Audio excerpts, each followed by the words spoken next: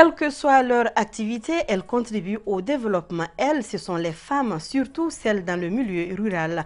C'est pourquoi depuis 2007, la journée du 15 octobre est dédiée Journée internationale des femmes rurales. Anta Maïga est allée à la rencontre de quelques-unes à suivre dès le début de cette édition. Blogueurs, vlogueurs et influenceurs, des mots qui se ressemblent mais qui se différencient à travers ce que chacun fait. Quelle est leur véritable ligne de démarcation? La réponse au cours de cette édition.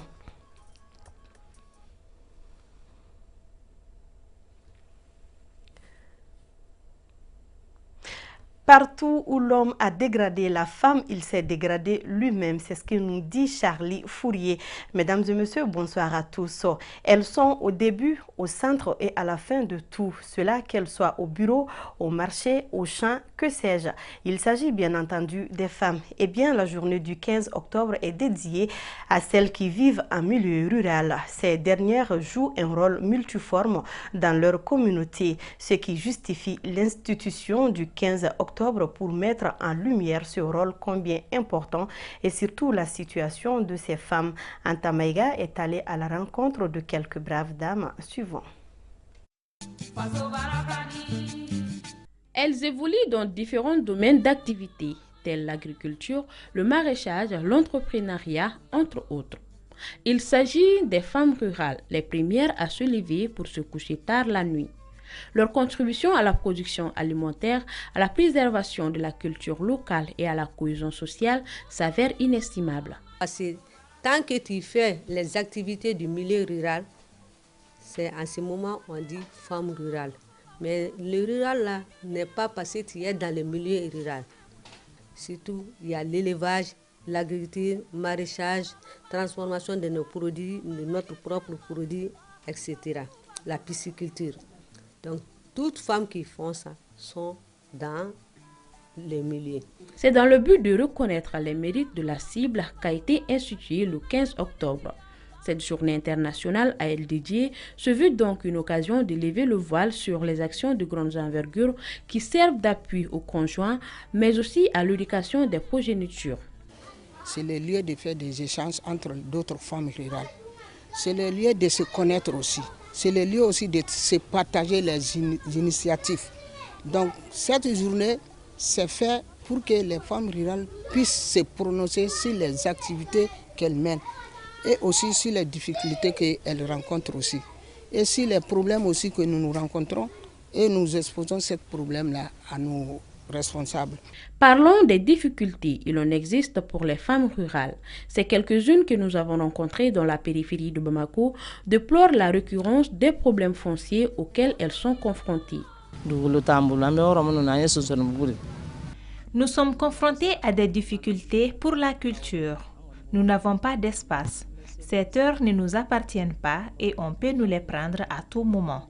Nous lançons un cri de cœur aux autorités. Et les difficultés commencent par les problèmes fonciers.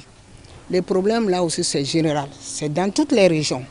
Les problèmes aussi parce qu'il y a un jour on était tellement contente d'attendre qu'on a voté et les 15% octroyés des terres aménagées qui sera octroyé aux femmes rurales, aux jeunes et les personnes vulnérables. Mais on a vu que cette décision n'a pas été bien respectée pour la répartition des parcelles là-bas.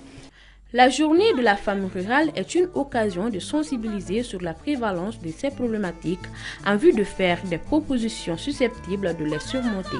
Une sortie d'impasse qui leur permettra de mieux exploiter les potentialités dont elles disposent.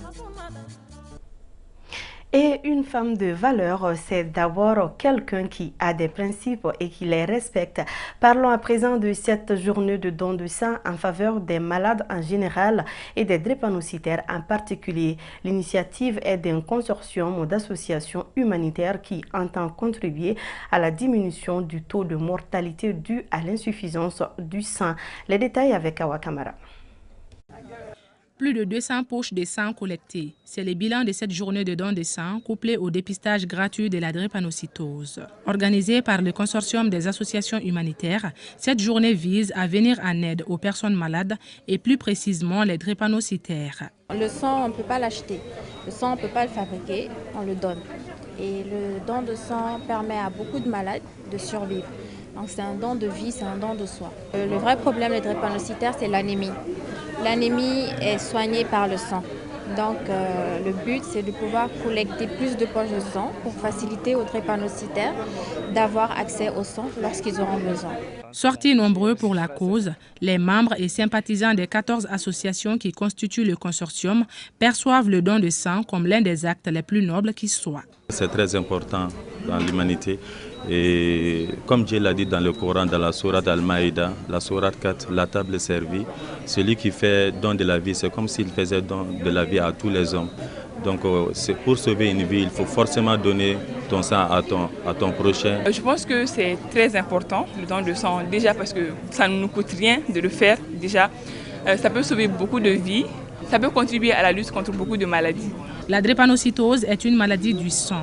Et les poches collectées en ces jours viennent soulager un tant soit peu la détresse du personnel soignant. La drépanocytose, c'est une maladie fréquente, surtout chez nous au niveau de la pédiatrie de la néonate. Vu que le nombre est élevé au niveau du Mali, on a un centre national, même CRLD, qui s'occupe de ces patients. Donc le dépistage doit être précoce, donc pour savoir dès la naissance comment il faut prévenir ces maladies. En guise de reconnaissance, des attestations ont été remises aux donneurs volontaires. Et tout au long de la journée, il y a eu des conférences couplées à des causeries débats sur l'importance du don de sang et les dangers liés à la drépanocytose. Sur un tout autre plan, actuellement, la révolution technologique a donné naissance à beaucoup de métiers. Il s'agit des métiers de blogueurs, d'influenceurs ou encore de vlogueurs. Des domaines de terminologie assez proches mais qui se diffèrent les uns des autres. On en sait plus avec Aïssata Traoré. Avec l'essor des réseaux sociaux et de l'économie des créateurs, le nombre de personnes qui se dédient à la création et au partage de contenu sur Internet a considérablement augmenté, tout comme le nombre de termes utilisés pour décrire leurs activités. C'est ainsi que nous avons les blogueurs, influenceurs et vlogueurs. Un influenceur, c'est un créateur de contenu en ligne qui utilise soit une page Facebook ou un blog pour influencer sa communauté. La communauté, c'est les personnes qui suivent cette personne. Et l'influence peut être positive ou négative. Maintenant, un blogueur, c'est quelqu'un qui a un blog. Un blog, c'est un site internet privé qui peut être créé gratuitement en ligne sur des plateformes comme WordPress ou Blogpost. Et cette plateforme permet à tout individu de communiquer, de partager sa pensée, de partager son opinion. Et un blogueur peut être un influenceur. Comme un influenceur peut ne pas avoir de blog, mais juste utiliser sa page Facebook pour influencer. Maintenant, un vlogueur, c'est un peu l'évolution du blog. C'est seulement la vidéo qui prime là-bas. Quand je dis blogueur, c'est quelqu'un qui utilise des textes pour communiquer. Mais le vlogueur, c'est quelqu'un qui utilise principalement des vidéos pour s'exprimer, pour communiquer, pour s'adresser à sa communauté. S'il est pour beaucoup difficile de faire la différence entre blogueurs, influenceurs et vlogueurs, c'est que les trois sont des créateurs de contenu. Quand vous regardez les définitions, il y a une différence. Parce qu'un influenceur, c'est quelqu'un qui souvent a un objectif commercial. C'est-à-dire qui, aujourd'hui, fait la publicité des produits. Mais le blogueur, souvent, lui, ne fait pas de la publicité. Il a une thématique sur laquelle il s'exprime. Par exemple, il y a des blogueurs qui ne parlent seulement que de mode. En termes de définition, il y a des différences. Mais l'objectif de toutes ces trois personnes, c'est-à-dire l'influenceur, le blogueur, le vlogueur, c'est pousser ses abonnés, ses suiveurs à pouvoir adhérer à un produit, adhérer à un concept, adhérer à un combat. Maintenant, c'est l'opinion publique qui souvent ne comprend pas un peu cette différence et qui confond même souvent les youtubeurs à des journalistes, qui confondent des blogueurs à des journalistes, qui confondent les youtubeurs aux blogueurs. N'est pas blogueur, influenceur et vlogueur qui le veut. C'est pourquoi les professionnels du métier invitent les jeunes à chercher à comprendre le secteur avant de s'y lancer. Un mot de sport à présent. À la 6e édition de la Coupe de l'association Sininya Siguton de Niamana a connu son épilogue, une finale disputée par l'ASN de Niamana et le FC Danaya de Senou. Le but est de rassembler les jeunes à travers le football. Aïssata Adit Kumbakane nous fait le compte rendu. L'équipe de ASN de Niamana en jaune remporte le trophée de la 6e édition de la Coupe Sininya Siguton de Niamana. Les jeunes l'emportent 2-1 face à l'équipe de Danaya AC de Senou. Ce tournoi vise à renforcer la cohésion entre les jeunes de la dite localité. C'est dans le cadre de la cohésion entre la jeunesse de Niamana. Parce que maintenant, avec la refondation, qu'on appelle couramment Malikoura, c'est pour unir les enfants afin qu'ils se côtoient. C'est pour promouvoir le sport dans le quartier. On est en train d'assister à un très bon match de foot. Et on dit félicitations aux deux équipes finalistes. C'est la jeunesse de Niamana qui gagne. Et je les remercie infiniment parce qu'ils ont fourni tous les efforts depuis le début du tournoi jusqu'à la finale. L'équipe vaincue se console avec 100 000 francs CFA. Quant à l'équipe vainqueur, ça juge la coupe plus une somme de 150 000 francs CFA. On savait que le match était très dur parce que les deux équipes qui sont qualifiées, ils savent jouer. On a suivi les consignes des coachs et puis l'encouragement des dirigeants et puis les supporters aussi. On était solidaires sur le match, ça a été très facile, c'était très difficile. Au rayon des récompenses individuelles et collectives, le corps arbitral ainsi que les meilleurs joueurs ont été primés. Sport toujours cette fois-ci pour parler du cyclisme. Du 27 octobre au 5 novembre, 6 cyclistes maliens prendront part au Tour du Faso. Ils se trouvent présentement à Niena pour les derniers préparatifs. Parmi les athlètes sélectionnés, seul Yaya Diallo était présent l'année précédente au Tour du Faso. Il en sera à sa 3e participation. 1000 km en 10 étapes, c'est ce que les cyclistes vont parcourir cette année. Bougouri Mamadou Diarra, chargé du sponsoring et du marketing de la Fédération malienne de cyclisme, nous explique les critères qui ont prévalu à la sélection de l'équipe malienne. Il est au micro de Mamoutou Dante. La Fédération malienne du cyclisme est sur une dynamique de faire en sorte que désormais nos athlètes participent à toutes les compétitions internationales, sous-régionales et régionales.